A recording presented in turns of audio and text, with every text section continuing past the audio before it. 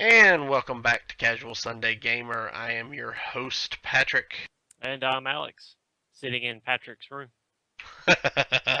That's right. We used to always record sitting right next to each other until we started doing the video cast, and well, now here we are doing it again.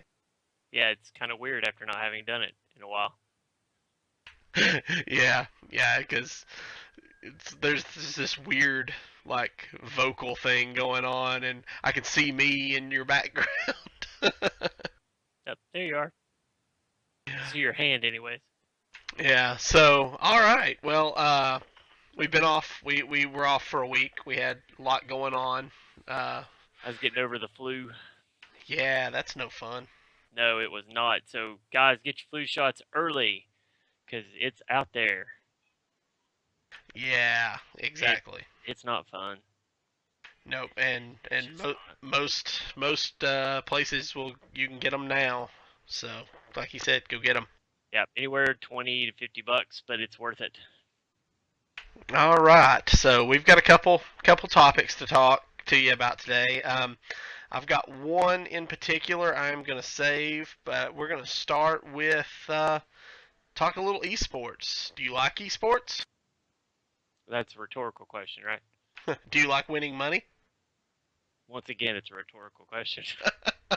Well, what if you could do both at the same time? Depends. So, I don't like spending money to make money. I like just making money.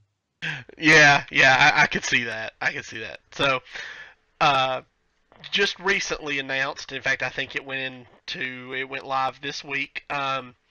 The website DraftKings, for those of you who may not be familiar, is a fantasy draft site. They, in the past have been known for, NFL fantasy drafts, baseball fantasy drafts, pretty much you name it. They do fantasy NASCAR, they do fantasy golf.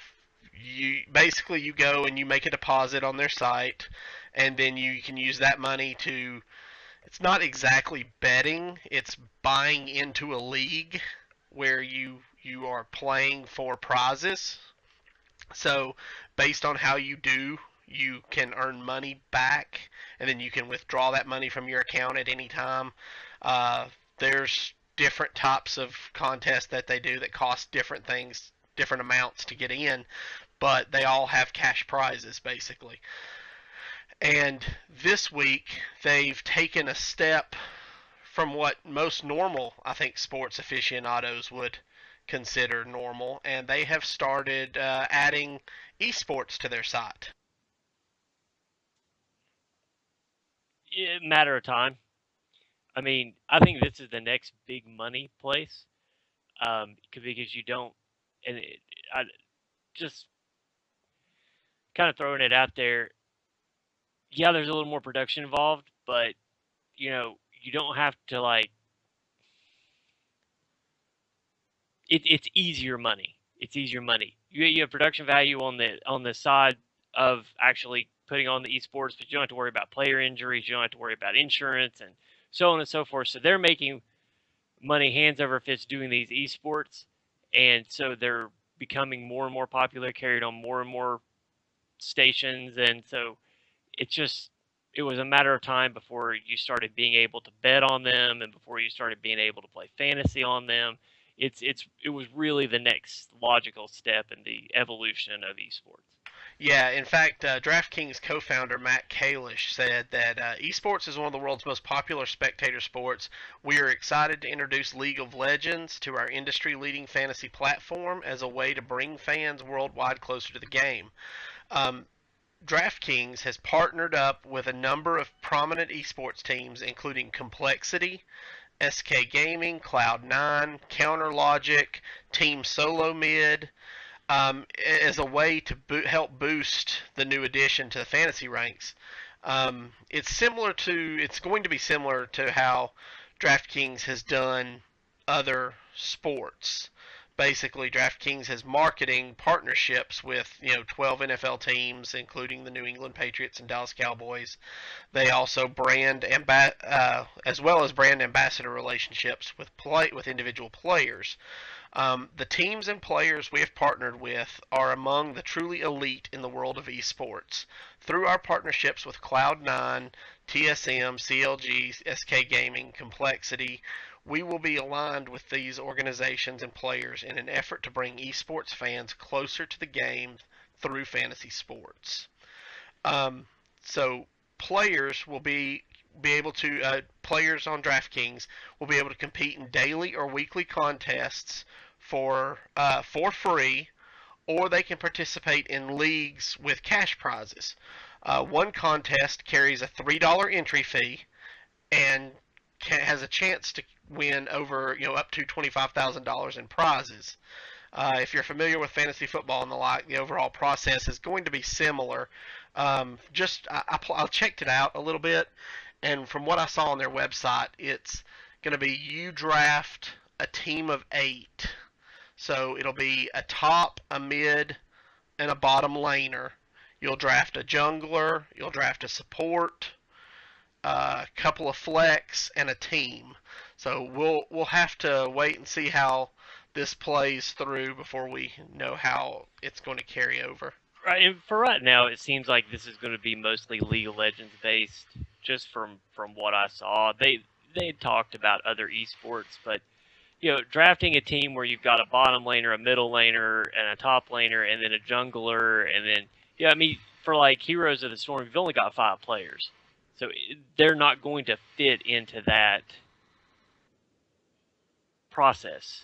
There's going to have to be something different for them, where you may end up just drafting different players on a different team, or maybe from different teams as they go through, and they'll get points based on how they perform. Probably more in the esports leagues than in major competitions, or as like tournament wise. So like I can't imagine that format would necessarily work well in the NA Open or the NA Championships this last week, because they're going to get eliminated as they go through. So you're drafting a player that may not play but one round. So I mean, they've got some stuff that they still have to figure out. But like I can see in like Hearthstone, drafting players that are going to be playing all day through like a Swiss style tournament. Points for wins, losses, how many points of damage they do, so on. So like there's all kinds of different ways it can be done. But I think that for right now, it's going to end up just sticking with like a very League of Legends based. They're going to try it out. This is the most popular MOBA out there. They're just going to see how it works. Yeah, and they're saying they expect it to become official. Like it's on their site now, but like the first big thing is going to launch on October 1st, which just happens to be the same day as the League of Legends 2015 World Championships are kicking off. Yeah. Um, It'll be interesting to see how they do it, because like to me, fantasy football is a different bird than the other fantasy sports, and I don't play the other fantasy sports out there because I don't want to keep up with them. Like, I'm interested enough in football to play fantasy football. I'm not interested enough in baseball to try and track the stats and so on and so forth. So I haven't really looked at the other fantasy styles, but I would imagine that they're different just in concept. They have to be, because the games are different. Yeah, that's exactly right. It's going to be. I mean, like you said, it's going to be similar to fantasy football in that users will earn points for major events and achievements such as kills and assists, and they'll lose points for deaths and things like that. So it's going to be you draft your players. You don't know what characters they're going to play. You're drafting the player based on their skill. Right. And I can see that. I am looking forward to seeing how this grows, though. Oh, yeah, absolutely. It has a lot of potential. Yeah, I personally am not a big League of Legends player. I'm not a big fan. I don't know a lot of the players in the League of Legends scene, so I really probably couldn't do a whole lot with that. But you give me something like Heroes, where I know more of the players on the teams, and I know more of how the game works, and that I could see putting some money into. Right. Even maybe give me some. What is it? They just launched the new Activision just announced yet day before yesterday a new Call of Duty tournament league. Oh, there you go. We'll have to see how that goes. Well, they've got game like Overwatch coming out. That'd be a great place for a fantasy, like a fantasy draft. You draft the players as they go in, and you've got sort of a five-player first-person shooter style arena. I'd love to see something like that. Yeah. It could. There's potential here for this to be a whole lot of fun for players, and we'll just have to wait and see how it plays out. But I'm looking forward to the future of fantasy esports. Yeah, me too. All right, so that was the good news. That was the good news. Moving on to the not so good news, and it really depends on your perspective as to whether or not it's good news or bad news. But either way, it does affect us all, and it's part of doing business, really, if you think about it. And that is the recent news that the Screen Actors Guild and the American Federation of Television and Radio Actors may be soon to strike against the video game performance industry. And so, here's what we know. We're gonna present to you what we know, and then we'll have a discussion. And if you guys want to get in on that, feel free to post in the comments or on our Facebook page what your thoughts are, and we can have a discussion. So, at the end of 2014, the SAG-AFTRA contract ended. This contract had been in place since 2011, and previous to that, their previous contract had been in place since 2009. In 2009, the video game industry introduced what they call atmospheric voices. Basically, what this means is having one person come in and do multiple voices for multiple small roles. And what that basically meant was, from a SAG-AFTRA perspective, was that you could hire one actor to do multiple voices for characters who had less than 300 written lines and did not advance the primary plot of the story. So they weren't considered major characters. Right. So I've been in a couple of plays where I've done that, where I've played multiple small characters by just changing makeup and having to go and change clothes and. Right, but I mean, it's common. The in thing, acting. right? But the thing here is these are voice actors, so there's no makeup or wardrobe. They have to change their voice. Right. I'm just saying that this is a common thing in acting. Yeah. Because I would have to change my voice too if I was stage acting. Right. So there are times where those different characters could be involved in different scenarios where they could be dying or they could be calling to someone, and that can be a pretty stressful recording situation. So what the actors union was calling for was a reduced session time for stressful sessions, I guess is the best way. And from what I understand is right now there is no limit on how long they can be in the booth under a stressful scenario. That could be screaming, yelling. One of the best, what's the word I'm looking for? Help me here. I'm still trying to follow your train of thought. One of the best scenarios that was shown to me was actually from Will Wheaton, and he said, let's just assume that you're doing call outs for a military style game, and a few sample lines would be something like, "You're all clear, you're good to go, I'm ready right behind you." Or, if you're in pain, "Medic! I need a medic! Help!" Different things where you have to put different effects into your voice where it can at times cause stressful situations. Right now, they want the actors themselves are wanting to bring this to like a 2 hour session so that they have time to rest their voice, because honestly their voice is their livelihood. If something happens and they overstress their vocal cords, what good are they at that point? I'm not disagreeing.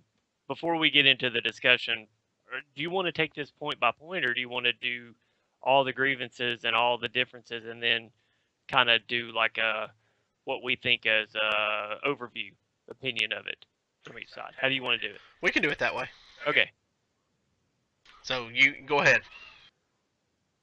the point by point, or are we doing it overall? Yeah, let's do the point by point, and then we'll do an overall to finish. Okay, so yeah, their voices, their money. I see it. Working conditions are, and see, I guess this plays into a point we're going to be making later. But working conditions by your employer in an environment where you audition for roles and parts. If you don't like the working environment, don't audition back for those companies again. But that being said, as a company, if you've got a Nolan North and you know that he is a franchise voice actor, or you've got Kevin Conroy, you know he's your Batman. You know, take care of these guys when they're performing. They're what's bringing your character to life. So it's yeah, it's acting, but it's really the same problem that all people have when you're the employee versus the employer. Your employer wants as much work as possible for the least amount of pay. You want to get what you feel like you're worth when you work your butt off. And you have to find that happy medium. I'm not a big fan of striking um, because, you know, I feel like we probably should have started with one of the biggest points, and this is something that um, is important. But let's be honest, this is really about money. When it's all said and done, they're talking about the number of bonuses like Activision's chief operating officers receiving, and how they're not making enough money on games that sell like over 2 million units or 4 million or 6 million or 8 minutes. They're talking about those subsequent payments, those secondary payments that happen after a game sells so well. To me, that Residuals. Those are residuals. Right, your residuals. And to me, your residual payment in something like this is getting hired again. You do a good job, the game sells well, then you go and you do a good job, other people are going to want to hire you and they're going to pay more for you. So it's like me. If I go to work and I don't do my job well, then they don't want me to work for them anymore. But if I come in and I bust my butt and I do my job well, I have job security. I'm going to get to keep coming to work and I become more valuable to the company. Over time, hopefully raises will happen, so on and so forth. But I don't expect to get a bonus because I do my job particularly well on a certain day. I mean, that's me. Working conditions can be part of those negotiations as far as like, some of these actors and actresses that like live action act or that are on Broadway, or some of these musicians, they have like these crazy demands when they come to do a show for you, like water iced at a certain temperature or something in their trailer, or two girls wearing high heel shoes, or whatever, the crazy demands. You hear about them all the time. Only green M&Ms in the bowl in the dressing room. Exactly. So if you're good enough, then you should be able to put some of these things out without striking. In the end, in just reading over everything, I feel like the bulk of this is falling on money, and that's like the main reason why this is going on. But there is a point later that I want to bring up that I think that the companies that these actors are going to work for, I think they're asking for something that is beyond ridiculous and unreasonable, and we'll get to that at that point. But For right now, the 2 hour voice because of stress, doing multiple roles thing. Yeah, if it's day in and day out, then yeah, there's a problem with that. And as a company, you have to take care of your voice actor, or they're not going to be able to finish your project, or they're not going to want to come work for you again. But it's your job to get in there and do what you are hired to do. So if you go in knowing that you're going to be voice acting for a combat video game and you know you're going to be doing 6 different voices, then you know that coming in. Take care of your voice the day before and have a regimen after. Just like an athlete goes into a game, they prepare before the game, they punish their body in the game, and then they repair afterwards. It's no different than being a music singer. I mean, how many of these bands get out and scream their lyrics and go on to the next show a week later or 2 nights later and do the same thing again? You just have to take care of yourself while it's happening because your voice is your tool. It's what you bring to the table. So some of that I feel like does fall on the companies hiring them, but the bulk of it I feel like falls on the actor. Well, and let's get it from an actor's point of view. So here's what was stated. It says our employers have rejected a proposal that includes the community's proposal to reduce vocally stressful sessions to 2 hours. He says, this right here is reason enough to strike as far as I'm concerned. I fully realize that for everyone who doesn't work as a voice actor, it sounds insane to care about vocally stressful sessions. I realize that when you hear that actors want to reduce those sessions to 2 hours or less, it can easily create an impression that actors are lazy and entitled and don't want to work as hard as other people do. Then he says, edit to clarify. Some folks seem to think I'm arguing voice actors should never have to work more than 2 hours a day. That's not what I'm arguing. I'm arguing that sessions which are vocally stressful should be limited to 2 hours. Other sessions with regular dialogue and scenes are typically 6 to 8 hours, and I'm not arguing to change that. He says, if you truly feel that way, I hope you'll do something to give you some perspective on what it means. I really want to help everyone understand what we do when we use our voices to bring video game characters to life, and why the expectations, I believe they are demands, from our employers are unreasonable. So he says, since you probably don't have a video game script at hand, we're going to simulate it. And he goes on to give you some lines, and he says, so let's assume you're 3 hours in. Just 3 hours. 5 hours less than an average union negotiated workday. Your sinuses are feeling a little raw because you've pushed a lot of sound and moisture out of your body. You probably feel some emotional fatigue because you're putting a lot of emotion into your. But you're a professional, so you don't complain. In fact, you're grateful for the job. Because if you're lucky enough, you'll get to maybe do this twice a month. And honestly, this is still better than coal mining. Am I right? Okay, still with me? Good. He says, you eat lunch now if you want. You'll probably go for something with a lot of salt in it to soothe your vocal cords. I'm a big fan of chicken soup, though sometimes I'll have a burrito. Lunch is over. You're back to work for another 4 to 5 hours. You're going to read another 10 pages in your book, but I'm only going to ask you to do this now. He says it's time for call-outs and you're done for the day. Maybe you're done for the whole job. Here's what you're going to do. So then he goes on, blah, blah, blah. He says, the fact our employers won't even talk with us about this is a growing problem that affects the ability of all voice performers to take care of themselves is reason enough that I think we should strike. So basically, he's just saying that they need to do a better job of allowing the voice actors to take care of their health. He's not saying they should reduce all vocal jobs to 2 hours, just the vocally stressful ones. Okay, so here's my counterpoint on this. How is he why should he be treated any different than any other actor? Because I can guarantee, let's just take Live Free or Die Hard, because I was just trying to think of a movie that just had a lot of screaming and yelling and like intense scenes in it from start to finish.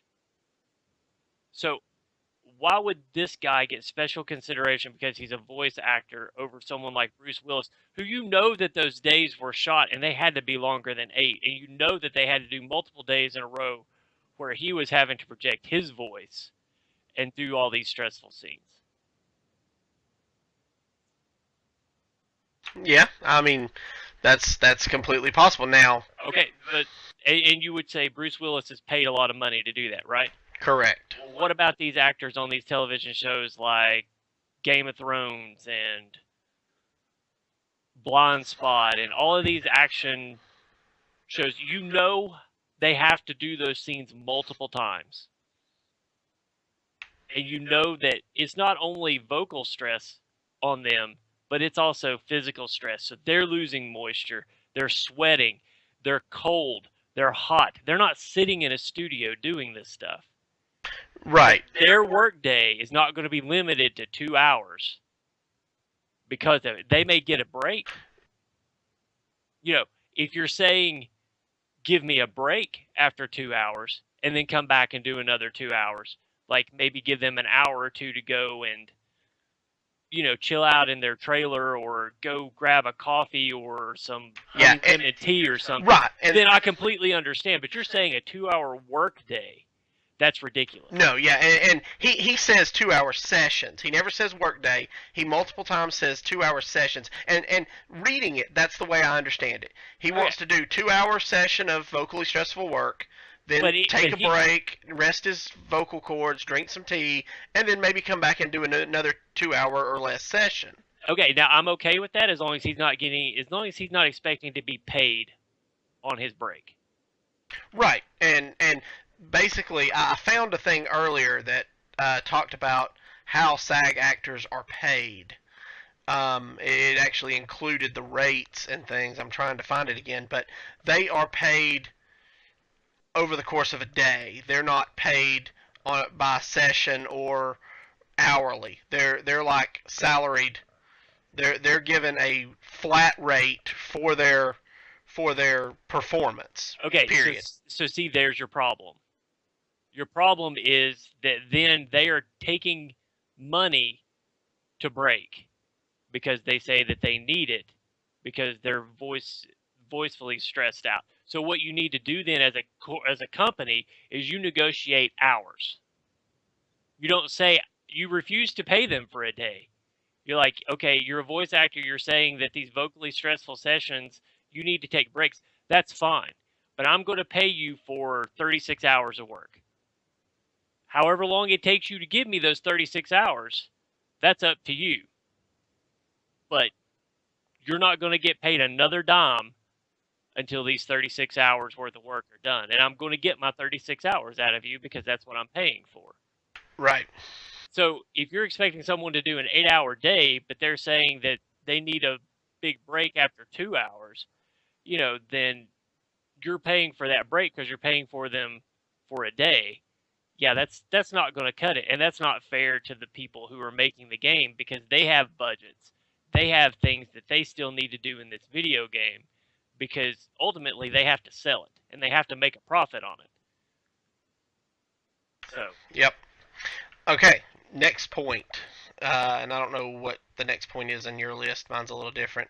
Go ahead. We'll just follow yours. To hire stunt safety coordinators to protect actors' well-being in the PCAP volume to share with us and or our representatives the actual name of the games we work on and to outline the nature of the work we'll be doing. Working in motion capture is amazing, and the technology has allowed some of the most incredible works of video game art in history to be created.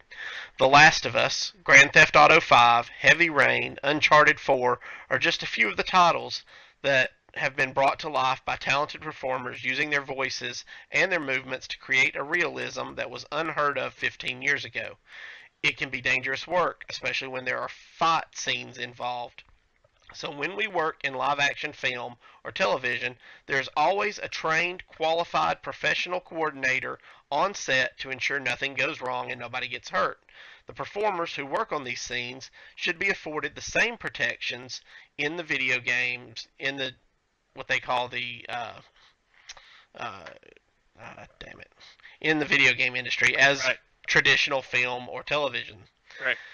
He says, I totally get the desire for studios to protect their upcoming releases by using code names for various projects when we audition, but asking, in this case expecting us to go into something with absolute zero knowledge about the project or what we'll be expected to do if we are cast is unreasonable. Maybe someone has a moral objection to the content of a game and they'd like to know about it before they commit to it. Maybe they get to see 3 pages of the script, usually just single lines with no context, and they wouldn't take the job if they found out the part they was just one scene Right. followed by 60 pages of callouts. Right. We just want someone to be on set with us to help protect us as they are in film or television. Okay, so I really see 2 points here, but I actually agree with the actors on both. If they're asked to perform physical, if their job goes beyond vocal, and they are taken into a realm of motion capture where it's physical, they need someone there trained to show them. I mean, I was substituting for a high school. We were doing a play that had a comedy fight. I was brought on as a stage combat expert because of my experience in stage combat for high schoolers in a play that wasn't going to make money, to protect them and teach them how to do what they needed to do safely.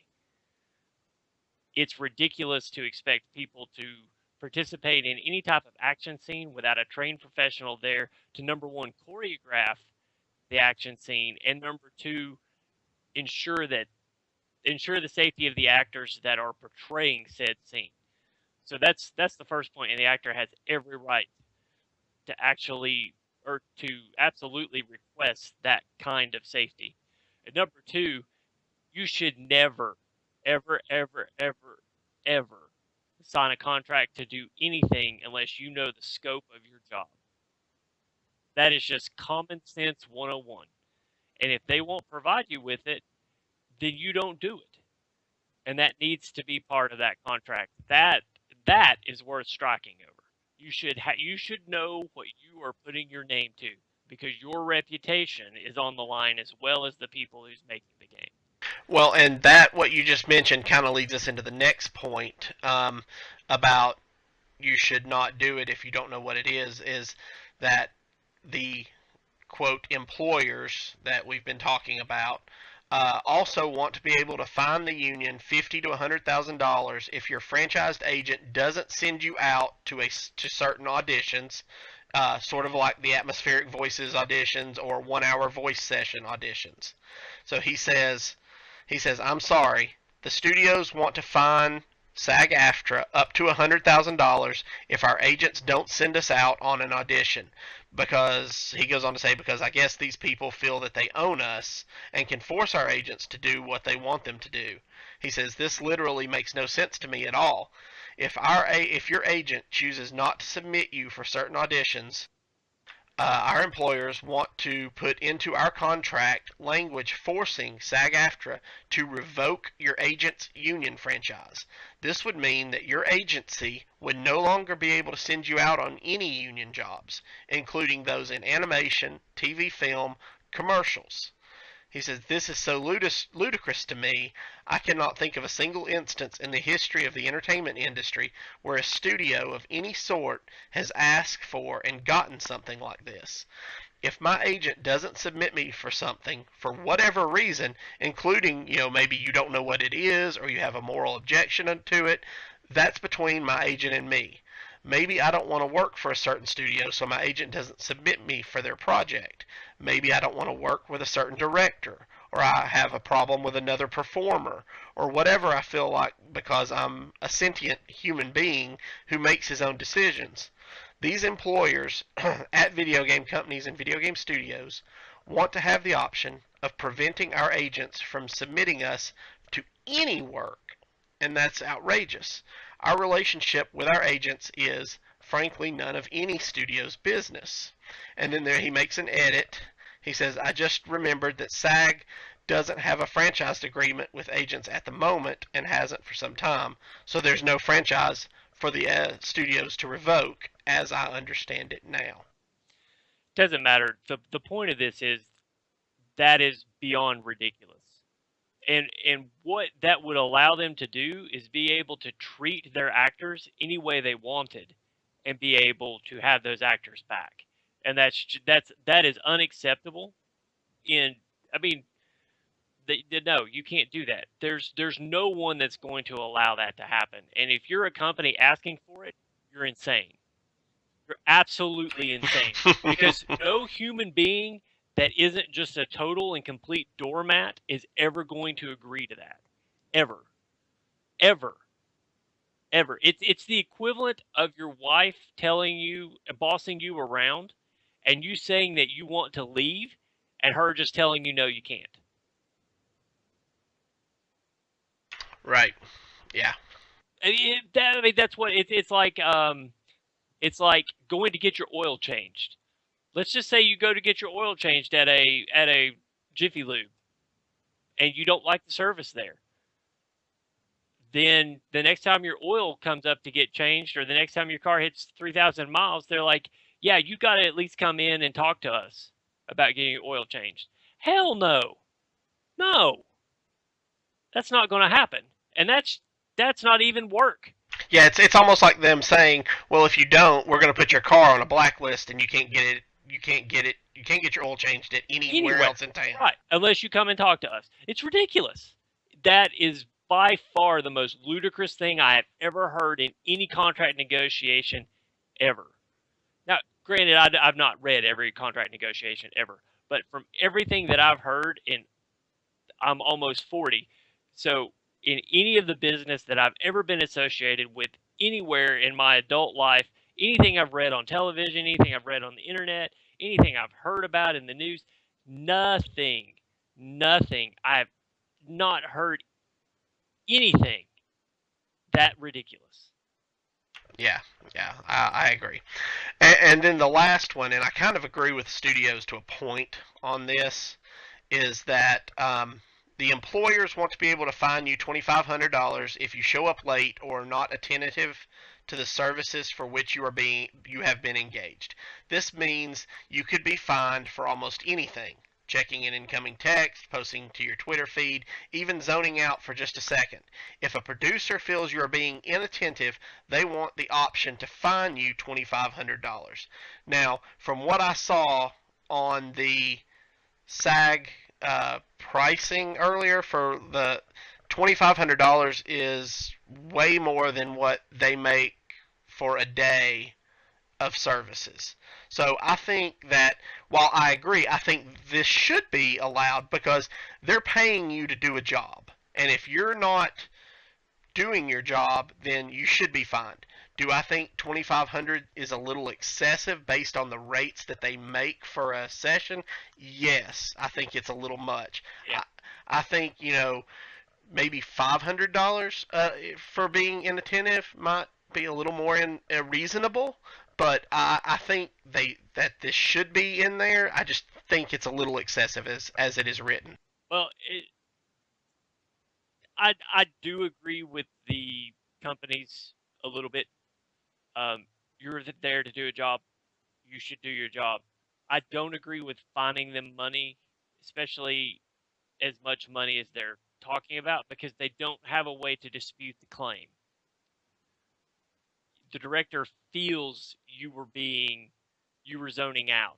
Maybe that's part of your acting technique. Maybe you're a method actor. Maybe you've got to get into the part. And who's to say that a greedy director isn't going to wait till the end of the day, say that you zoned out in the last 20 minutes because you're dead tired and you've been at it for 7.5 hours, and then dock you for basically what you made for the day. That's not right. But what you should be able to do as a company is expect that the person that you hired be professional, come in, work the time that they're supposed to work, do it the way they're supposed to do it. So you put away the phone, you put away those distractions, and you do your job. With that being said, maybe make them work an extra hour. Hey, I feel like you really zoned out that last 30 minutes. You need to give me another 30 minutes. Okay. Behave like adults on it, talk it out. It doesn't need to be some super harsh penalty for it. And it boils down to you want to work again if you're an actor. So they're not going to hire you back if you're constantly checking text or updating your Twitter feed and zoning out and stuff like that. So you as an actor, you have a vested interest in being there and being attentive. So you need to do that. But to fine them $2,500 for like one instance of something, if it's like checking a text or a cell phone, I completely understand that. But if it's like zoning out, I mean, good God, I'm willing to bet that in the course of the day, that voice actor's been in there doing his stuff. I'm willing to bet that director has zoned out multiple times. It's human nature. No human can pay attention that long and not zone out. I'm sorry, what was that? I zoned out for a second. Exactly. and I agree on every point. And he even goes on to say, he says, these points are just the crux of it. Really. He goes, it really, really, really, and honestly and truly isn't about money. Sure, payment and compensation is certainly a part of it, but it's not all of it, and it isn't even the biggest part of it. See, I feel like he's downplaying the money part of it there. He goes on to say, I love the work that I do. I'm grateful for the work that I have, and I've been lucky to work with some really incredibly talented people on both sides of the recording studio glass. This isn't about making enemies of the other creative people in the business, be they directors, studio engineers, artists, programmers, sound designers, writers. This is about a handful of extremely wealthy, extremely powerful people trying to take away our ability and to take care of our voices and be safe on the set. I can kind of see where he's coming from because, I mean, honestly, who holds most of the cards as to whether or not there's going to be a job to be had? Okay, so here's how you test this. If you're the companies, then you say, okay, yeah, we'll drop the whole zoning out thing.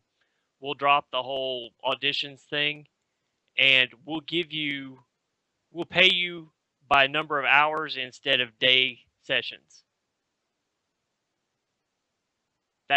We'll give you that. And if they were to drop the strike, then you would know it wasn't about the money. But I would bet 6 months worth of rent that they not only wouldn't drop the strike, but they would be the hell no, we're not dropping the strike. So they can't sit there and tell me that it's not at least 50% about money, because it absolutely is. The things that they're talking about, though, like their concerns over the fines and like the blackball for not showing up for auditions, those are absolutely things that need to be taken care of. You know, your work is only as good as your work conditions. But I'm saying if you remove the work condition stuff and the companies belly up to the table and they say, yes, you're right on these work condition stuff, this is what we're going to do for you, I'm willing to bet that unless an increase in pay was included in that attempt at a deal, they wouldn't even look at it.